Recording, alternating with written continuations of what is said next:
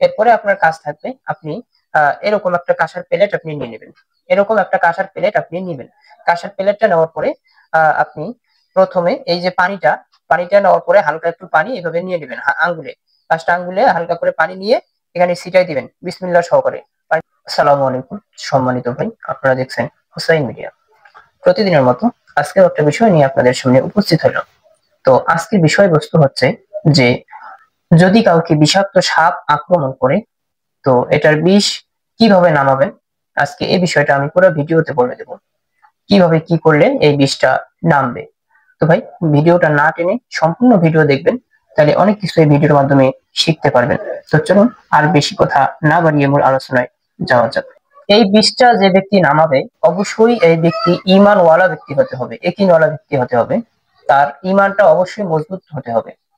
দেখেন, আপনি একটা বিষ নামাচ্ছেন, আপনার সম্পূর্ণরূপে ঈমানটাকে মজবুত রাখতে হবে। কিন্তু মনে রাখবেন, আপনি যে জিনিসটার বিষ নামাচ্ছেন ওটা যদি না নামে পরিপূর্ণভাবে, তাহলে ওই রোগীটা কিন্তু গুরুতর ভাবে আরো পরবর্তীতে বিপজ্জনক মানে আশঙ্কাজনক অবস্থায় উনি ভুগবে, এমনকি যখন তখন তার যে কোনো একটা সমস্যা হয়ে যেতে পারে। তো বিষটা নামানোর যে নিয়ম, প্রথমে আপনাকে যে কাজটা করতে হবে, আপনি 2 রাকাত নামাজ পড়ে নেবেন অজু করার পরে। 2 রাকাত নামাজ পড়ার পরে আপনি ওখানে যাবেন। 2 রাকাত নামাজের পরে আপনি যে কাজটা করবেন, একটা গ্লাস নেবেন, এরকম একটা গ্লাসে পানি নেবেন, হাফ গ্লাস পানি নেবেন পরিমাণে, হাফ গ্লাস বা 1 গ্লাস যতটুকু পারেন আপনি এরকম একটা গ্লাসে পানি নেবেন। গ্লাসে পানি নেওয়ার পরে বিসমিল্লাহ সহকারে আপনি সূরা ফাতিহা আগে পড়বেন 7 বার। 7 বার সূরা ফাতিহা পাঠ করবেন, একবার করে পড়বেন, একটা করে ফু দিবেন।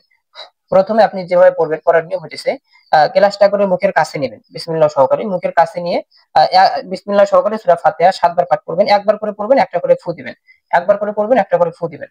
7 বার করে 7টা ফু পানিতে দিবেন। দেওয়ার পরে আপনার পানিটা রেডি হয়ে গেল। এরপরে আপনি যে কাজটা করবেন, এরপরে আপনার কাজ থাকবে আপনি এরকম একটা কাঁসার প্লেট আপনি নিয়ে নেবেন। এরকম একটা কাঁসার প্লেট আপনি নেবেন।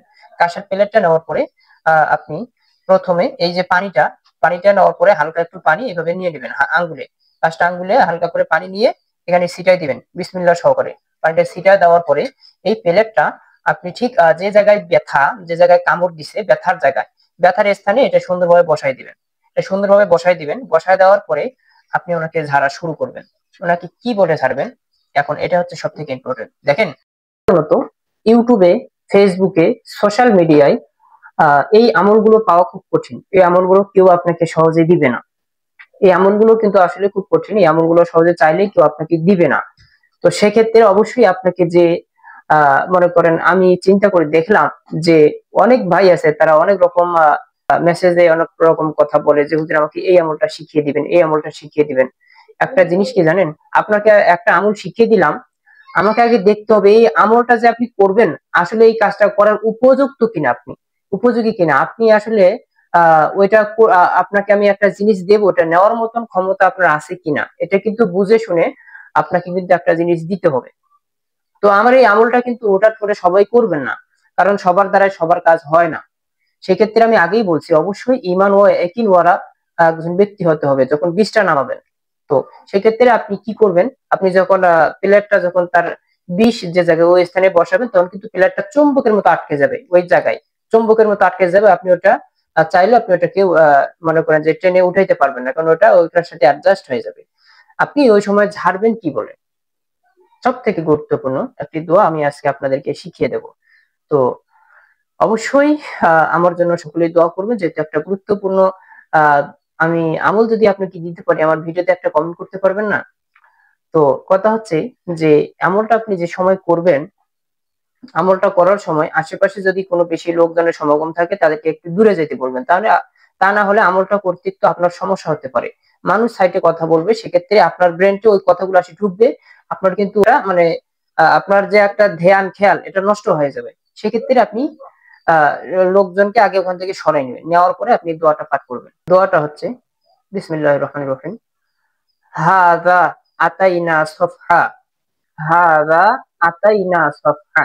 আমি বাংলায় লিখে দিচ্ছি, আমার ডেসক্রিপশনে লিখে দেওয়া আছে, আপনারা এটা দেখে মুখস্থ করে নেবেন। হাযা আতাইনা সফহা, ছোট্ট একটি দোয়া। এই দোয়াটা আপনি পাঠ করবেন 20 বার।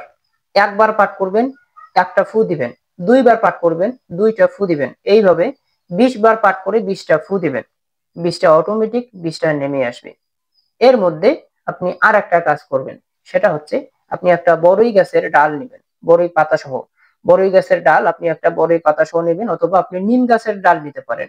নিম গাছের ডাল নিতে পারেন, নিম গাছের ডাল নিলেও হবে, বড়ই গাছের নিলেও হবে, তবে নিম গাছেরটা বেশি কার্যকরী হবে।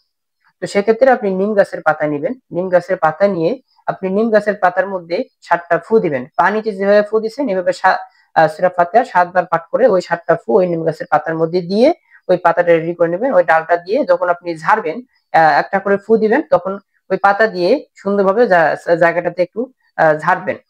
পাতা দিয়ে এভাবে নামাবেন 20টা, তাহলে 20টা আরো শীঘ্রই নেমে আসবে, 20টা তাড়াতাড়ি নেমে আসবে। তো এরপরে যখন ওখান থেকে বিষটা নামে চলে আসবে, তখন কিন্তু প্লেটটা আপনার পড়ে যাবে। যখন প্লেট পড়ে যাবে তখন মনে করবেন বিষ আর তার শরীরে নাই। তারপরেও হালকা একটু বিষ থাকতে পারে। তো সেক্ষেত্রে অল্প একটু যদি বিষ থাকে, আপনি তাৎক্ষণিক কোনো ডাক্তারের কাছে গিয়ে এটা চিকিৎসা নিয়ে নেবেন। তাহলে সব থেকে ভালো হয় এটা মনে করেন, তাহলে পরবর্তীতে কোনো ভয় থাকবে না। তো সেক্ষেত্রে আমলটা আমার এই পর্যন্তই ছিল বলার। আর বেশি কিছু বলার নাই আমার ভিডিওতে। অবশ্য আমার ভিডিও থেকে আপনি কি শিখলেন, কতটুকু আপনার জানা হলো, অবশ্যই আমার ভিডিও নিচে একটা কমেন্ট করে যাবেন। তো এর মধ্যে আমি অবশ্য জিন ও জাদুর যেহেতু চিকিৎসার কাজ করি, যদি এরকম কারো কোনো সমস্যা থেকে থাকে, তাহলে অবশ্যই আমার স্ক্রিনে নাম্বার দেওয়া আছে, আমার নাম্বার আপনারা যোগাযোগ করে আমার চেম্বারে সরাসরি আসে চিকিৎসা নিতে পারবেন। তো ঠিক আছে, সকলে ভালো থাকবেন, সুস্থ থাকবেন। আসসালামু আলাইকুম ওয়া রাহমাতুল্লাহ।